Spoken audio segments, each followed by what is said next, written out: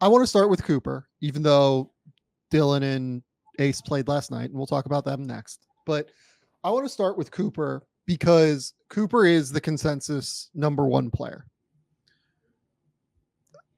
I feel like Cooper is the best bet to go number one. I do not feel like Cooper is a surefire certainty at number one. How do you feel about that conversation? Yeah, I think, I've spent a lot of time juggling that and trying to figure out what exactly or who exactly or what it's going to take for somebody to take that top spot for him that he kind of has at the moment. Um, I think that he is, the best prospect and the best guy at number one. And um, the main thing that I've come away with is just like he does so many things well already. You don't necessarily have to question the field as much. He's obviously got the physical and athletic tools to hang against anybody. Um, and the biggest question is just kind of where he is offensively and how much he can impact the game and create shots for himself.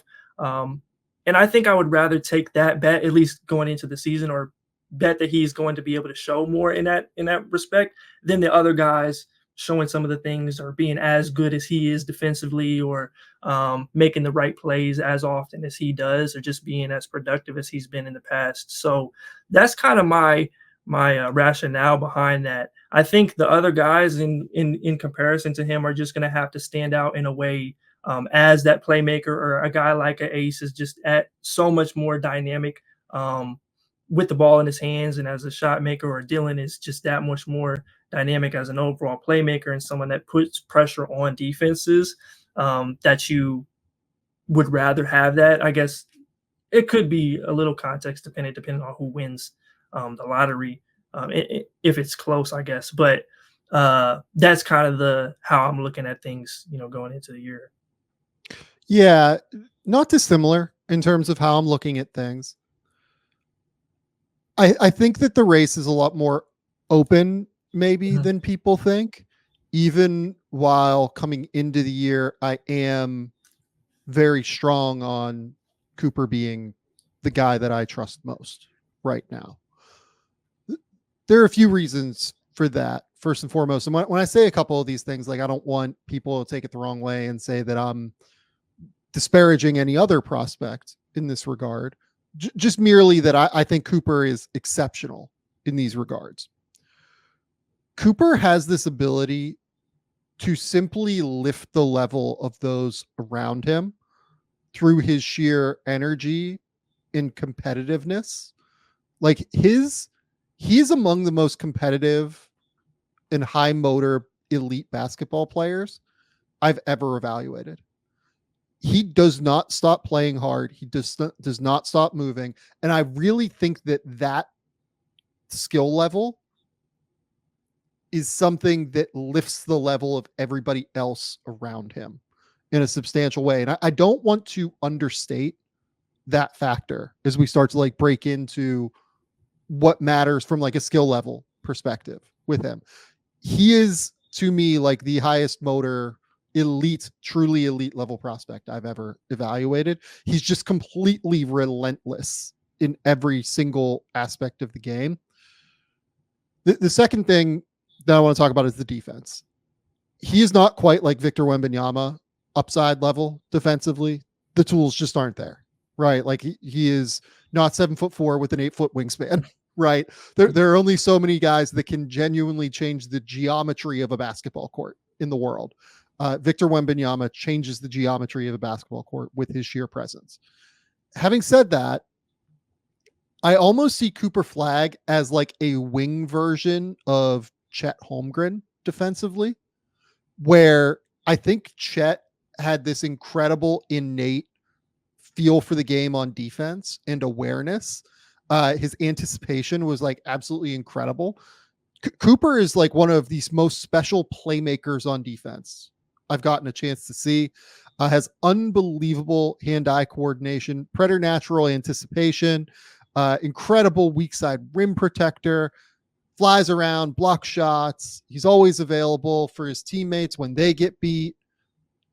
rotates across the baseline incredibly well, makes those like crazy, like opposite elbow weak side rotations where he comes down and just like erases a shot on a drive or a baseline drive, right? He's just absolutely remarkable as a weak side defensive player and overall like havoc inducing defensive playmaker. What are your thoughts on Cooper's overall defensive play?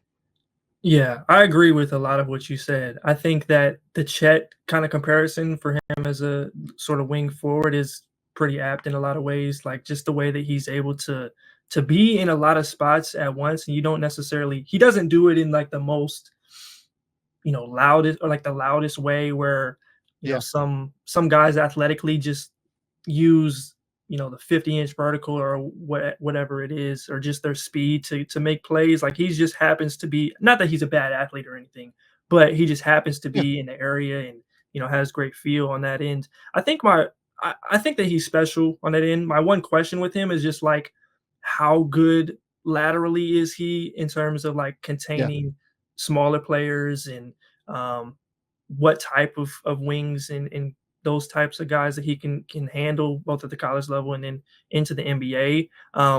I wouldn't say that he's not bad at that by any means. I would just question that just a little bit more from what I've seen to this point. And I guess I'm just curious to I think that's like one of his ceiling raisers is if he's locked down in like a one-on-one individual matchup and in screen navigation and those types of things, and he goes up an even further another level. Yeah. So like what my notes have on him, like on the ball, are that I wouldn't say he's an elite on ball shutdown defender, Mhm. but is still like a plus on that end because he works so hard. He stays as big as possible. He can deal with guards because of his recovery ability, but Yeah, also just has enough speed to kind of stay in front for the most part, as long as it's not like a crazy change of direction and like sudden move, which will come in the NBA. Like he's going to have to manage that on some level. But what really makes up for it is that he uses his length really well. He's super disruptive with his hands, and that's probably the thing we haven't talked enough about yet. yeah, Just incredibly, incredibly disruptive with his hands. And he's just like constantly, he's attack like we consider attacking mostly an offensive trait, right? I feel like with Cooper, when he's guarding on the ball, he's the one that's constantly attacking. Like his hands are trying to get in there. Like he's trying to poke and, prod and frustrate guys in their handle. Like if he gets any opportunity to go for like a little tap or a little strip, if your mental engagement lapses just for that split second, he's going to get you. He's going to go get the ball from you out in front of your body. That's what I think makes him at the mhm, end of the day like a positive on-ball defender, but I do agree with you. Like I don't see him as a like monster. Like OG Anunoby is a better one-on-one defender yeah, than Cooper Flagg is. And I would be surprised if Cooper ends up being the one-on-one on-ball wing that OG Anunoby is, but I think Cooper will probably be a better overall defender than Anunoby is, which is saying like truly a lot because I think yeah, Anunoby is one of the great perimeter defenders in the NBA.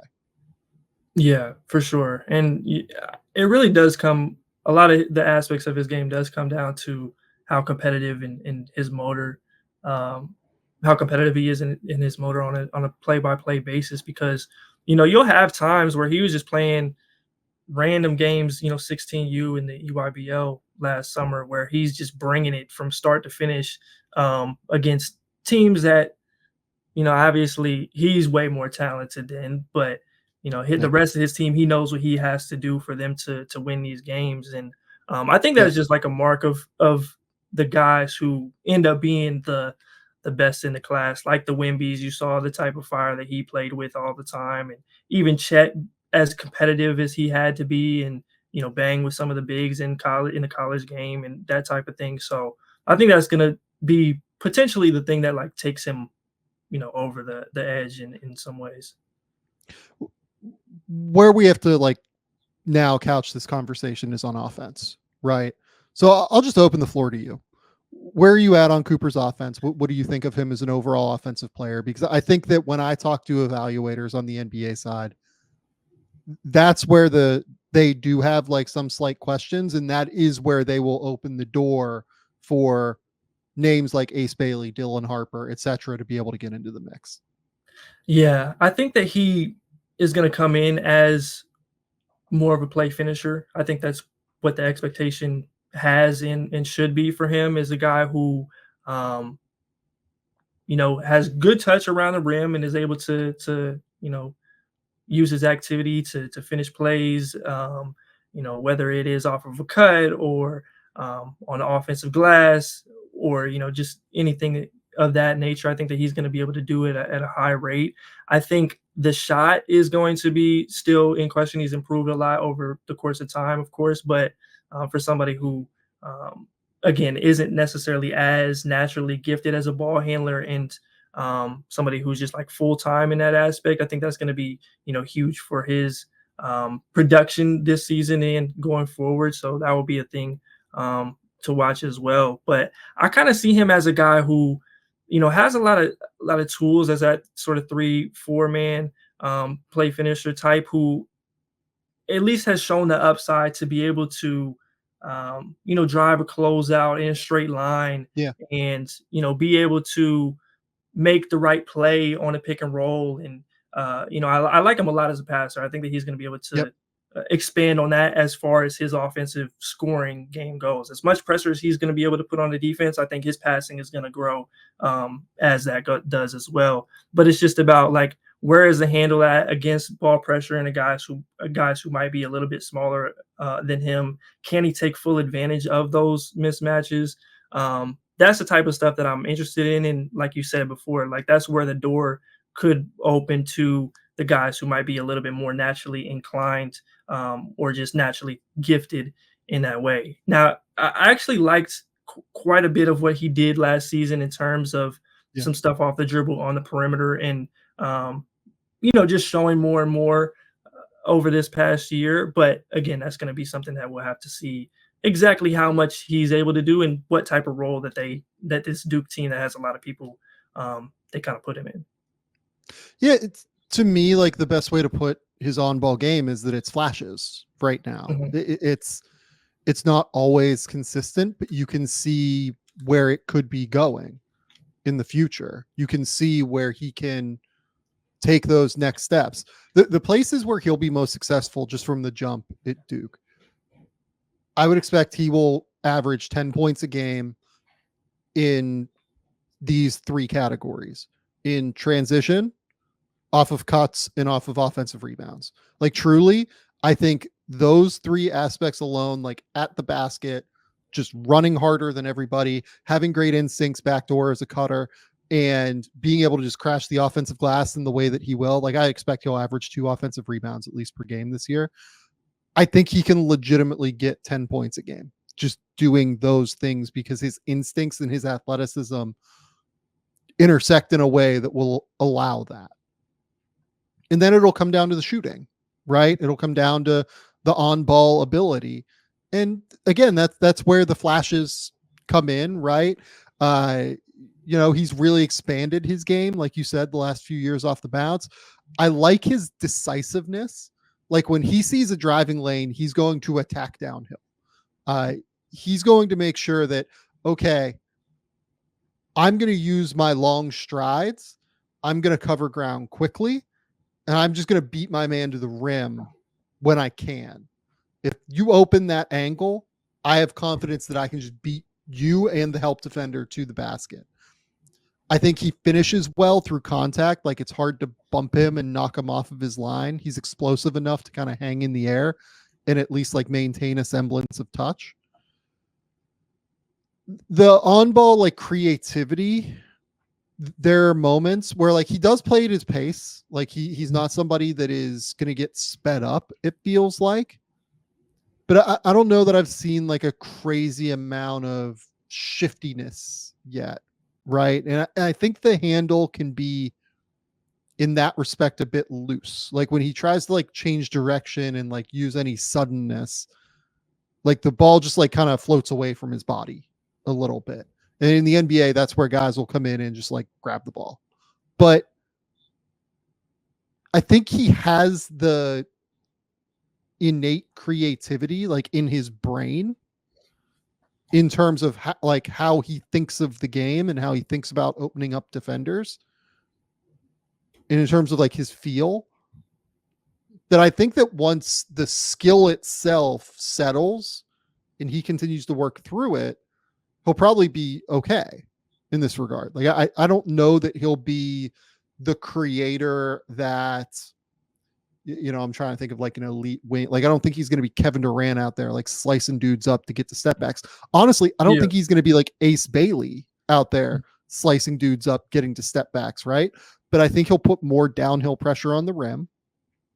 And I think he will generally be able to create enough shots where he is valuable. Maybe like, is the upside offensively something like we've seen from like Scotty Barnes or like somebody like I'm trying to think like it, like a bigger wing who isn't overly shifty and creative with the ball kind of, but still just makes it work by being long and, you know, using their strides and being able to get downhill. Yeah. Yeah.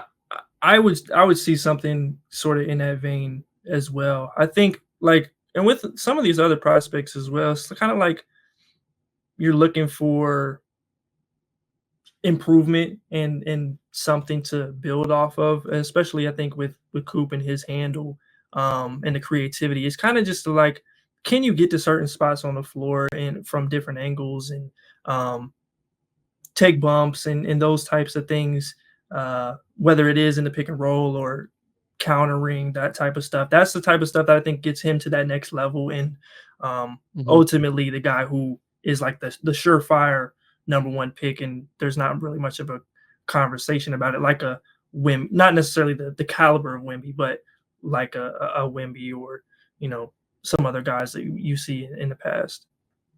Yes. So like to me, like rating him next to previous number one overall picks coming into a season, I would say he is not quite as good, not the level of Victor. Mhm. I would say he's honestly like coming into the season, certainly higher than Zion, but like the way that Zion rose throughout the year, it will take an enormous year for Cooper to be considered a better prospect than Zion entering that draft, the way that people were excited about Zion. But like he is an elite level prospect. There are no two ways about it. He is genuinely one of the best prospects, in my opinion, in the preseason to come through a draft process in a while. And I'm truly excited to watch him play this year. Like I love watching Cooper Flagg. There's just no other way to put it. Like I just really enjoy watching the guy play basketball. Yeah, I do too. You know, he's one of those where again, it can be hard to really dive into some of those EYBL games and especially all at one time, just like into to make a video. But like when Hey, what are he's you doing, playing, he's man? everywhere. Like he figures it out. So he's one of those that is actually, you know, always a fun watch.